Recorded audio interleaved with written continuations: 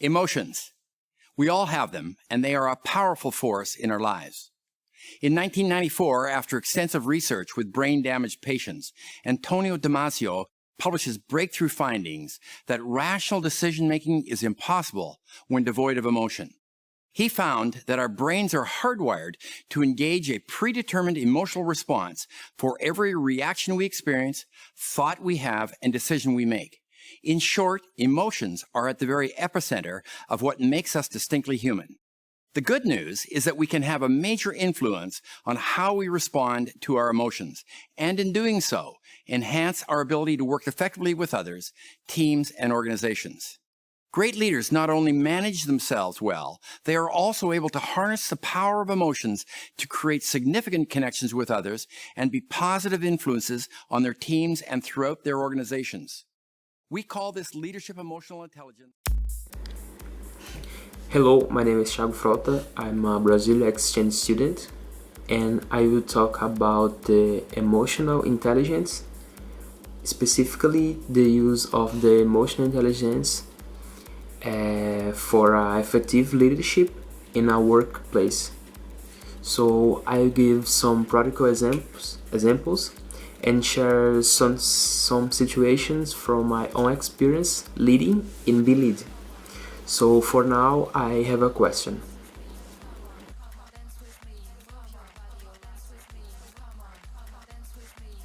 Hold this question.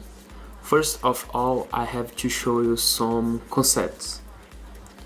What do emotional intelligence and leadership mean?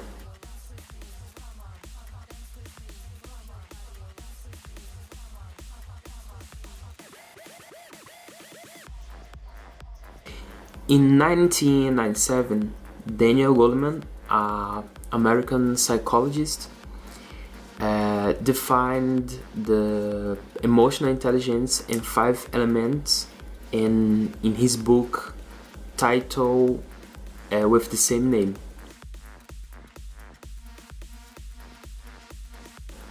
So these 5 elements are self-awareness, self-regulation, motivation, empathy, and social skills. The first ability is about you. Yes, it's totally about you. Self-awareness is the capacity to understand your emotions, motivations, your fears, your strengths, your limitations. As well, recognize their impact on relationship and give you a power to make the better decisions. One of the biggest issues in a company today is motivation. If you are not able to motivate yourself, you cannot communicate a positive environment for the others.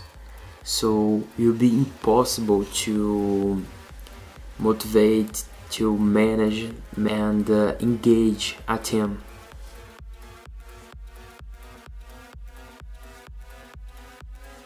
When you learn to notice your emotions, you have a better ability to detect the emotions of the other people. So the second ability of the emotional intelligence is the social awareness. It's the ability to identify the emotions in other people and to understand their perspective and take an interest in their concerns. This is a critical skill for leaders that want to inspire and motivate a team, because if a leader is unable to empathize with their employees, so he will find difficult to obtain respect and loyalty. Summarizing, social awareness is totally about empathy.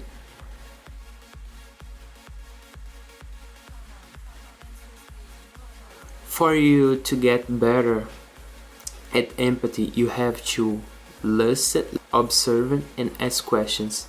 Pay attention to people's body language. because sometimes tells more than words. So avoid distractions and try to be more full present when you are with people. And if for some reason you get some stress or it's worry about something, you just ask to take a break to clean your mind and stop multitasking. If you writing an email to one person when talking with another one, neither one is getting the best of you. The third ability for effective leadership in a workplace is self-management or self-regulation. Basically, it's the ability to control your emotions, use your awareness of them to stay flexible and act positively, also known as discipline. When you take a leadership role, you cannot demonstrate for your employees that you are in panic when things get stressful. So when you stay calm and positive, you can think better and communicate clearly with your team. For example, when you receive a huge and complicated task, like eating a whole elephant, you cannot demonstrate or say something negatively like, oh, this is impossible.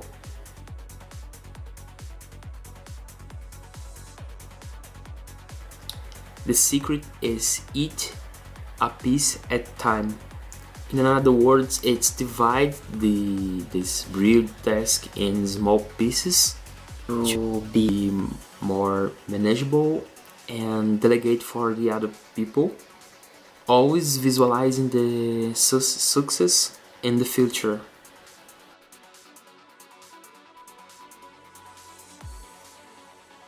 The last ability is the relationship management or social skills. It's basically the capacity to use your awareness of your own emotions together of the understanding of the emotion of the others to manage interaction in relationships successfully.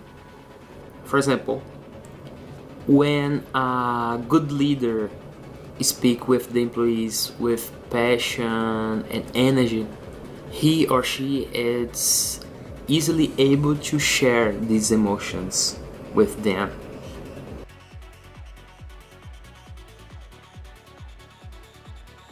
You get the proficiency in managing relationship and building network easily. Relationship management is by definition the result of all the knowledge of the previous abilities.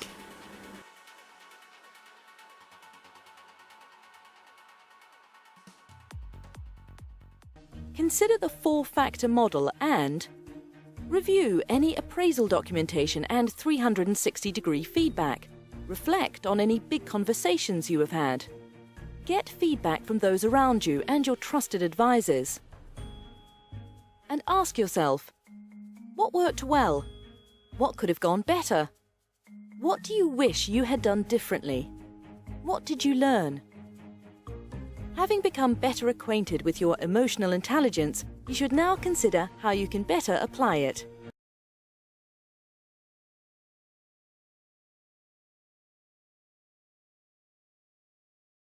There is a direct correlation between emotional intelligence and business outcomes or results. Here's just 3 examples. In management and leadership positions, emotional intelligence, when combined with experience, is the best predictor of executive success, approximately 40% more successful. Sales results, where sales reps have been consulted and coached in respect of EI, have seen sales increase some 10 to 20%. Organisations which have worked proactively to develop the emotional intelligence of teams have cut attrition rates in half. EI is twice as important as IQ in determining future career success. And now for the good news. Unlike IQ, it can be developed.